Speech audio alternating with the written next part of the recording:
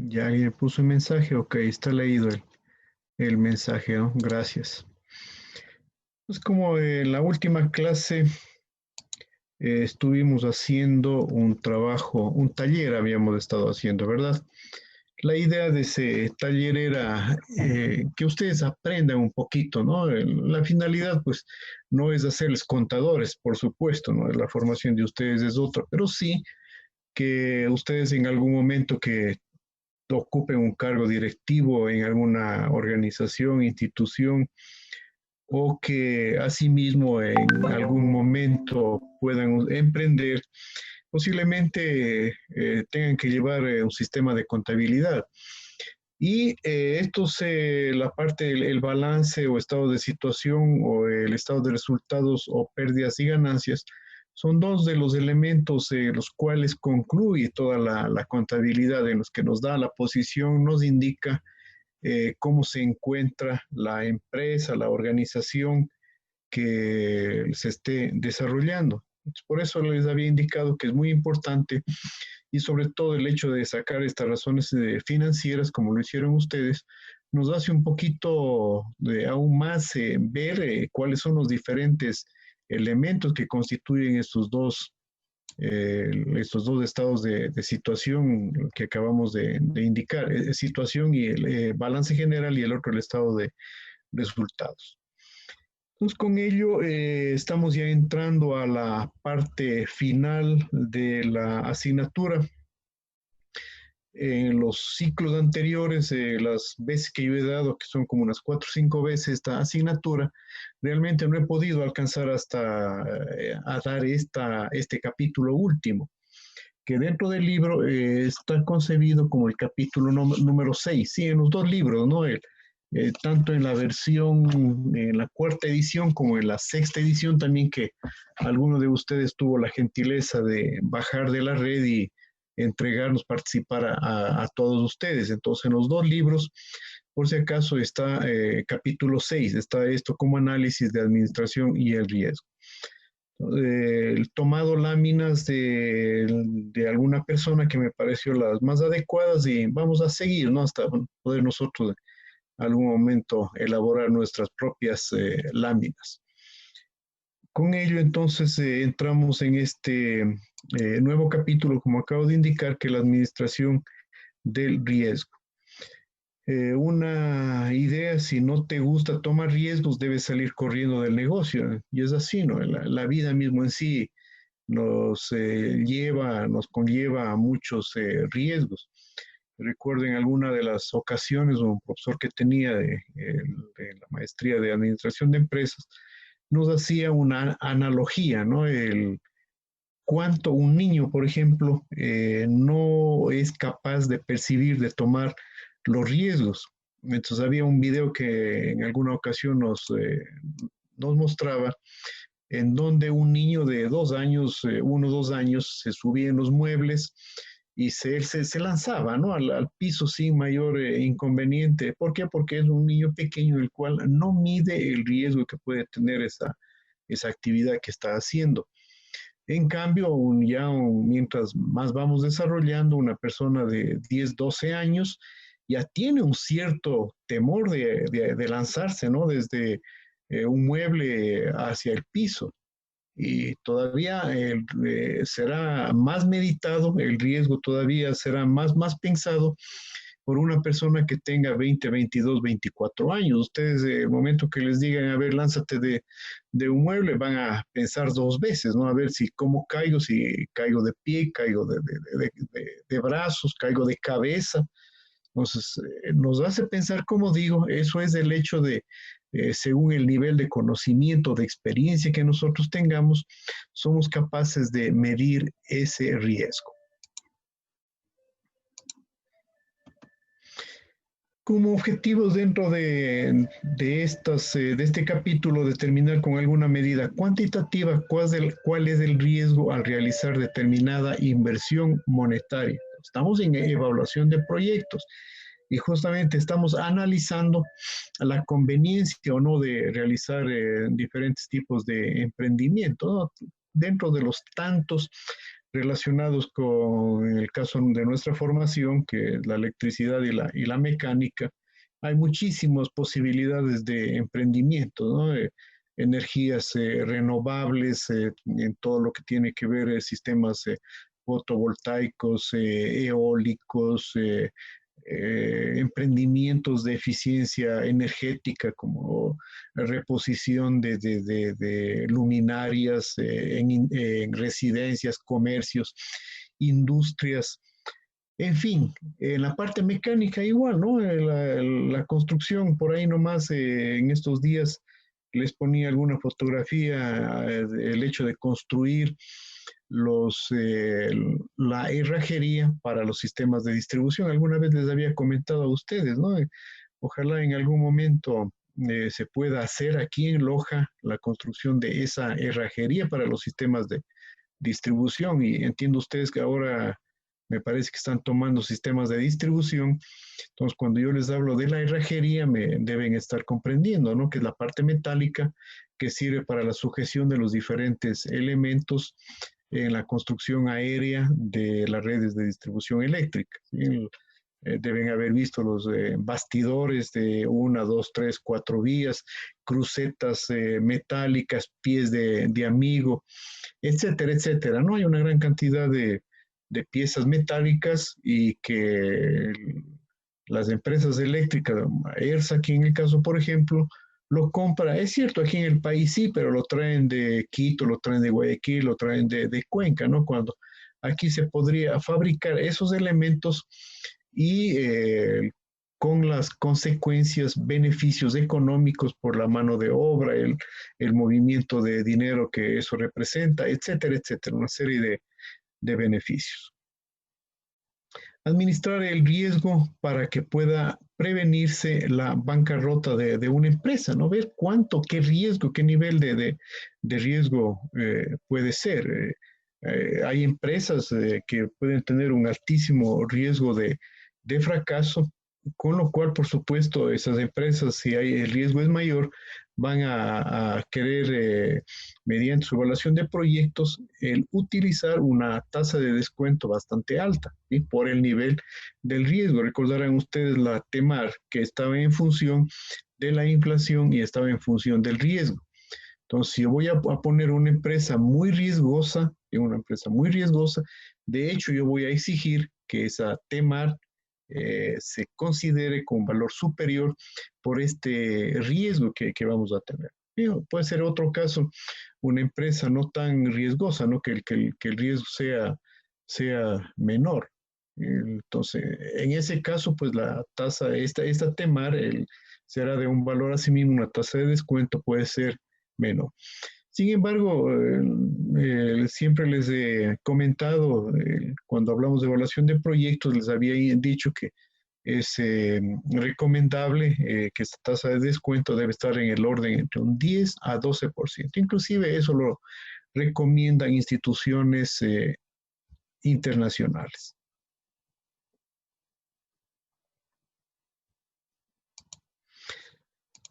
Continuando, bien, antes de, como estamos ya en el último capítulo, vamos a tener entre unos 30 a 40 minutos la clase, ¿no? Y para que el resto del tiempo ustedes comiencen ya, recuerden el proyecto, ¿sí?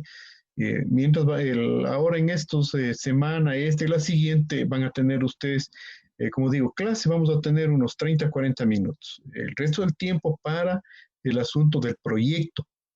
Y después de aquí a unos 15, 20 días ya vamos a ir chequeando, y voy a irles asesorando ya por grupos sobre el trabajo mismo. Recuerden que en algún momento les había dicho, estamos de aquí más o menos a casi un mes para terminarse el ciclo, el periodo académico, entonces es importante que ya lo tengan ustedes inclusive avanzado, no espero que ya alguien de ustedes lo tenga avanzado al proyecto. Bien, entonces, continuando, volviendo a la parte del análisis y administración del riesgo, como les había indicado, el enfoque que presenta en este tema se llama analítico administrativo, porque no solo cuantifica de cierta forma el riesgo, sino que mediante su administración pretende prevenir la quiebra de la inversión hecha, anticipando la situación con el tiempo suficiente para evitar. ¿Sí? Entonces, hemos hecho un buen análisis de riesgo. Hemos visto cuáles son los riesgos que se puede considerar en la evaluación de ese proyecto. En primer lugar, será muy fácil que nosotros digamos, este emprendimiento no es adecuado por el alto nivel de riesgo que se tiene, los valores, los índices financieros que se obtengan, como el valor presente neto, el punto de equilibrio, la tasa interna de retorno, posiblemente nos dé con valores no adecuados, con lo cual nosotros podamos decir, este proyecto no es conveniente. Y en administración de empresas, alguna vez les había comentado, ¿no? Yo he visto algunas tesis que se han desarrollado allí. Por ejemplo, el caso de industrialización de casi todas las frutas, ¿no? Aquí que se dan en la provincia de Loja. Industrialización comenzando desde la piña, mango, papaya, naranjas, guineos, etcétera, etcétera, ¿no? Entonces, se ha hecho análisis de eso y hasta ahora yo todito he podido ver las tesis que resultan favorables. Cuando realmente no necesariamente el hecho de hacer una tesis que vaya enfocado en ese sentido a la evaluación del proyecto, no necesariamente tiene que salir favorable, un resultado favorable. Justamente para eso es un estudio, ¿no? Para prevenir, decir si es que un caso yo voy a tener un alto riesgo, decir, miren, después de la evaluación de este proyecto hemos visto, hemos analizado que no es conveniente por el riesgo que representa. Entonces habrá una discusión sobre el enfoque que se proponga, la crítica de la teoría del riesgo y la filosofía, los métodos de evaluación económica que trata de eliminar el factor inflacionario, más aún cuando nosotros tenemos una gran ventaja aquí para este sentido, ¿no? En el sentido aquí en el país que representa la inflación.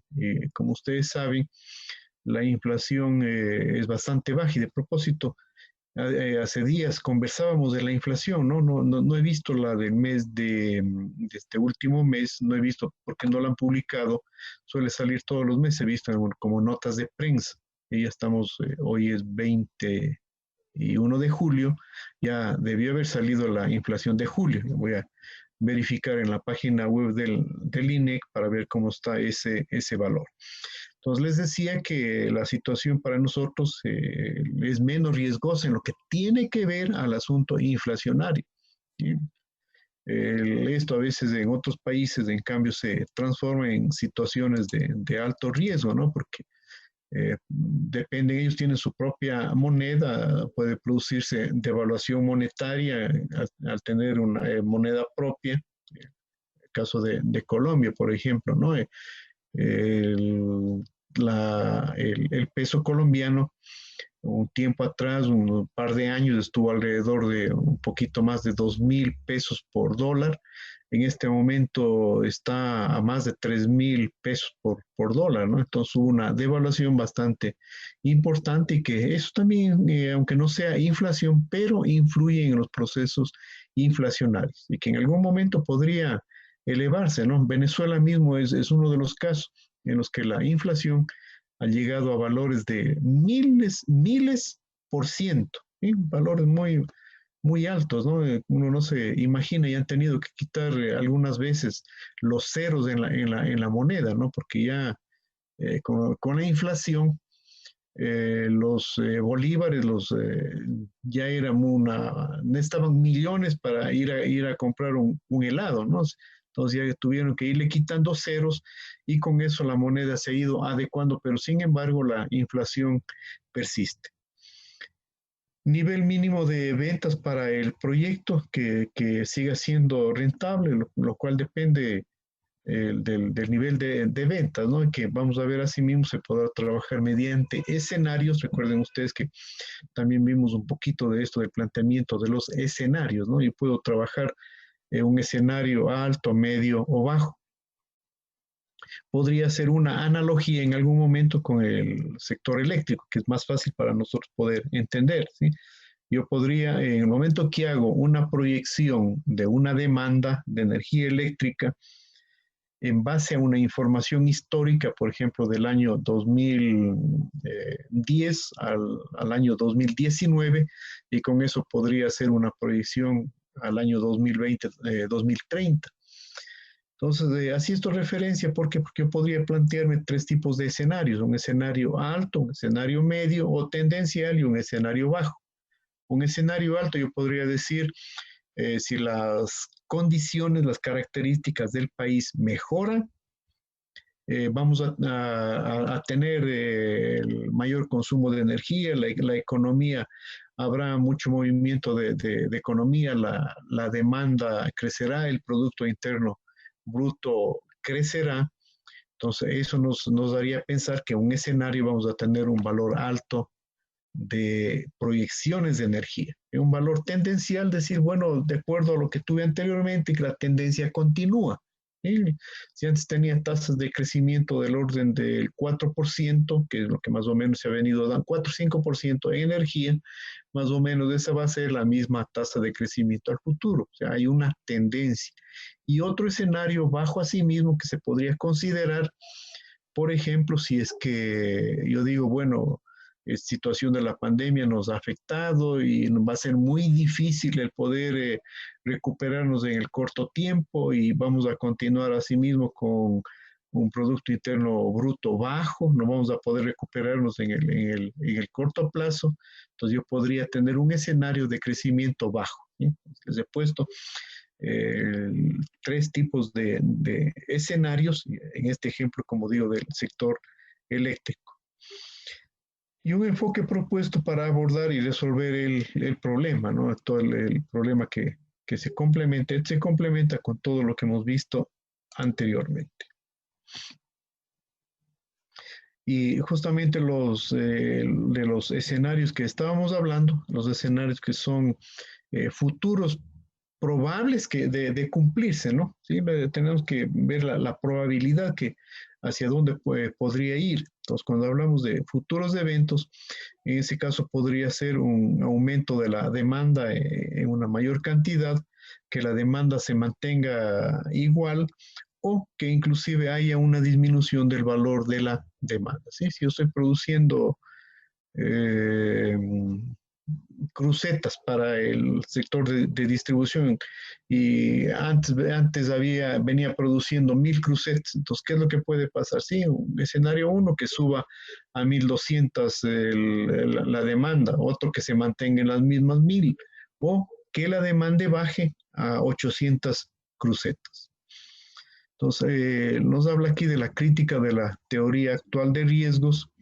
Son aplicaciones más sencillas, es la de calcular un valor monetario esperado. Para ello se hace un estudio de factibilidad y se calculan los flujos netos de efectivos para tres eventos. Es decir, nosotros podemos determinar los flujos netos de efectivo. Recuerden ustedes que lo habíamos visto, ¿no? Cuando en el estado de resultados, ¿sí?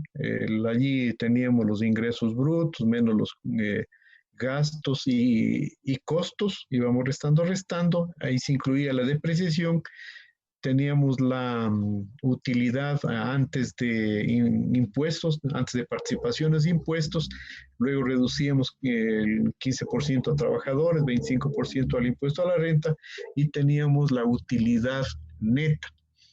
Para determinar el flujo neto de efectivo, ahí le volvíamos a sumar. ¿Por qué digo esto? Porque antes le restamos a la depreciación. Luego de eso le sumábamos la depreciación para obtener el flujo neto de efectivo.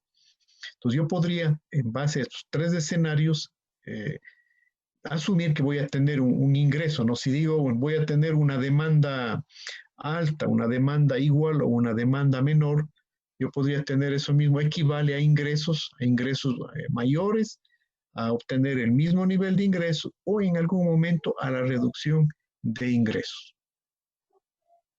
Yo tendré, por lo tanto, en base a cada uno de estos escenarios, yo puedo tener un sistema de flujo neto de efectivo, ¿sí? Que podré decir un flujo neto de efectivo alto, un flujo neto de efectivo tendencial, un flujo neto de efectivo bajo.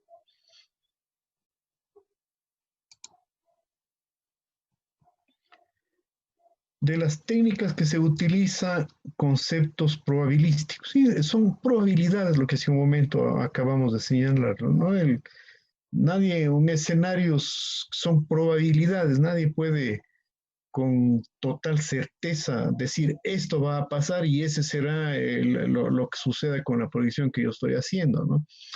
Entonces, son probabilidades que suponen que los valores asignados a estas probabilidades ya están dados o que se pueden asignar con cierta facilidad. La probabilidad de que ocurra un evento se expresa por medio de un número que representa la probabilidad de ocurrencia, la cual se determina analizando la evidencia disponible relacionada con la ocurrencia del evento. Para aclarar un poquito aquí la lámina, esta lámina es muy escueto en cuanto a la explicación de esto. Yo tengo el libro donde les voy a indicar, esto es del libro. Deben estar ustedes en este momento viendo el libro, ¿no?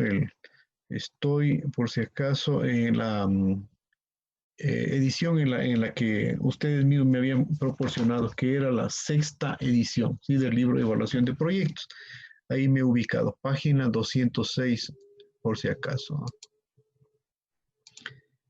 Entonces veamos dentro del punto de crítica de la teoría actual del riesgo, ¿no? Dice, ¿no es cierto? Donde nosotros podemos determinar el valor monetario esperado, que va a ser una función de X, y se lo expresa de esta forma, ¿sí? Mu es igual a P1 por X1 más P2 por X2 más etcétera, más P sub n a X sub n, donde los P1, P1, P2, P3 hasta Pn, eso tiene que ser igual a 1. ¿Y qué representa estas P? Son las probabilidades de ocurrencia de los eventos, ¿sí? Si yo tengo los 3 escenarios, como acabo de indicar, yo podría decir la probabilidad que se produzca de cada uno de ellos es del 1/3, ¿no? Que más o menos significaría 0.33. Podría ser eso una alternativa, ¿no? O podría decir la probabilidad que el nivel de demanda se mantenga igual, yo considero que va a ser el 50%. Entonces, en ese caso, si pongo un P1, por ejemplo, un P1, puedo ponerle 0.25, la probabilidad que se mantenga el mismo podría ser 0.5 y la probabilidad que disminuya la demanda 0.25, porque la sumatoria de las P's, como ustedes mismos pueden apreciar, de las probabilidades, tiene que ser siempre igual a la unidad, tiene que ser la unidad. Entonces aquí nosotros podemos hacer, ¿no? Si hacemos el X, recuerden ustedes que es cada uno de los valores del que podría ser el flujo neto de efectivo, ¿no? El X1 podría equivaler al flujo neto de efectivo de cada uno de los escenarios. Asimismo, entonces yo en este caso podría determinar cuál es el nivel de varianza. Y ustedes, no sé si estudiaron estadística. Alguna vez les pregunté, creo que a ustedes mismos, alguno del otro curso me dijeron que habían visto, pero muy poco. No sé, les consulto a ustedes, ¿qué tanto el término de cuando les digo de varianza y desviación estándar, si me comprenden?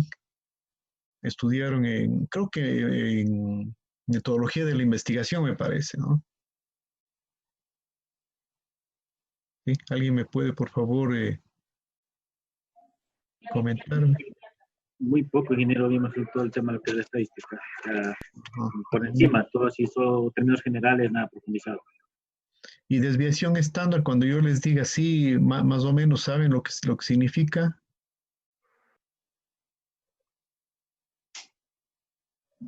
No recuerdo bien, pero no es cómo se van dispersando los datos. Correctamente, eso. Es justamente eso. Y esa partecita muy importante, eso, la dispersión de los datos. La varianza que está representado aquí, ¿no? Aquí nos habla de la varianza, podemos decirle, ¿no? la varianza del evento X, que es ya en forma matemática bien expresado de esta manera, ¿no? Es un delta al cuadrado, que será la sumatoria de los P sub I, ¿sí? La sumatoria de los P sub I de X sub I al cuadrado menos mu al cuadrado. O que también esta la varianza lo podríamos colocar ya cuando lo pasamos de la varianza a la desviación estándar, a la desviación estándar, lo podemos colocar, que es lo que estoy justamente, a ver, lo voy aquí a remarcar, ¿no? La desviación estándar lo podríamos representar de esta manera, ¿sí? Entonces, será la sumatoria con i desde 1 hasta n de la probabilidad de sub i por x sub i al cuadrado menos mu elevado al cuadrado, donde este mu, recuerden que lo habíamos acá arriba, lo indicamos, ¿verdad? Esta desviación estándar, en fin de cuentas, ¿qué es lo que nos dice? ¿Qué tan dispersos están esta valoración de los escenarios que nosotros estaríamos haciendo, ¿no? Y aquí pongo un ejemplo tomado del acaso, ¿no? Yo digo con lo que les dije, por ejemplo, un escenario alto. Si tengo un escenario alto, yo podría decir que tiene una probabilidad de cumplimiento de 0,25. Un escenario, como les decía, medio o tendencial,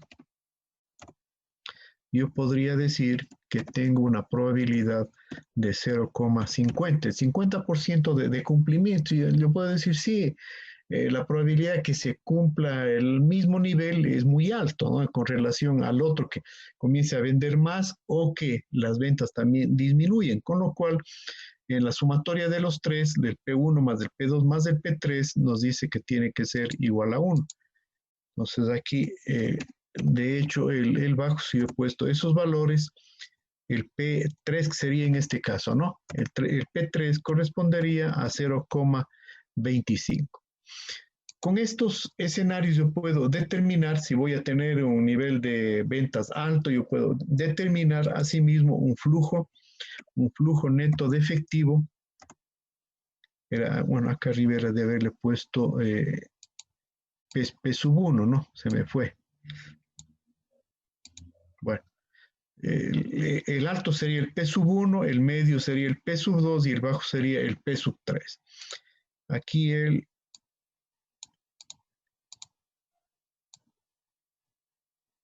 tendríamos el que correspondería al X sub 1, que sería el flujo neto de efectivo sub 1. Digamos que me dio 100, ¿sí? 100 dólares. A ver, está aquí duplicado. Bueno. Flujo neto de efectivo 2, digamos que me dio 80.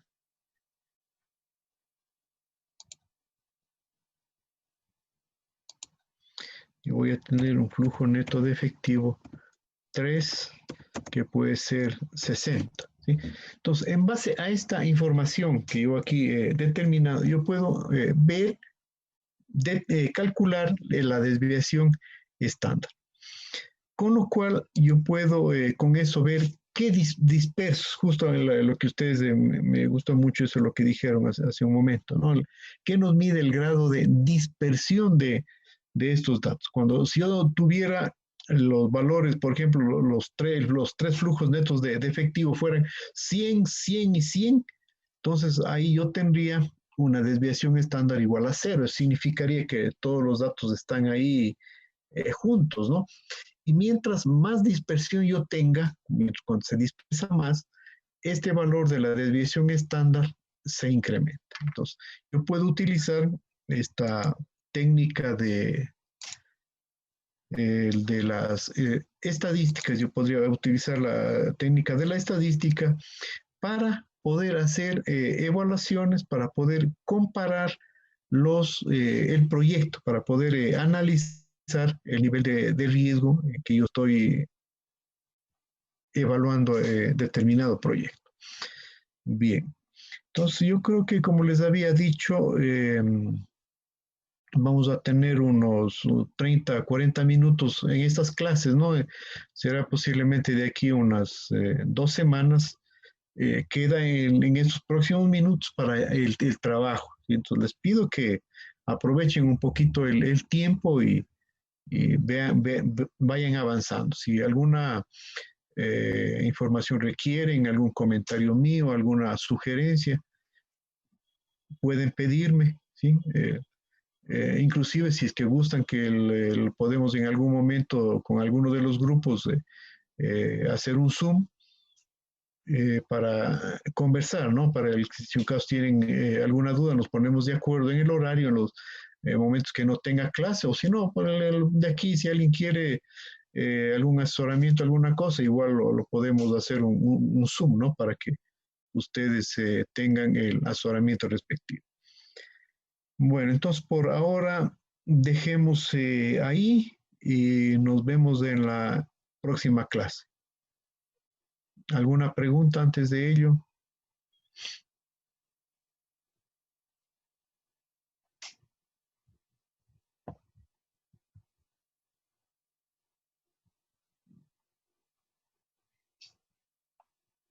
Sí, parece que no hay, ¿no? Estamos de acuerdo. Bueno, entonces nos vemos.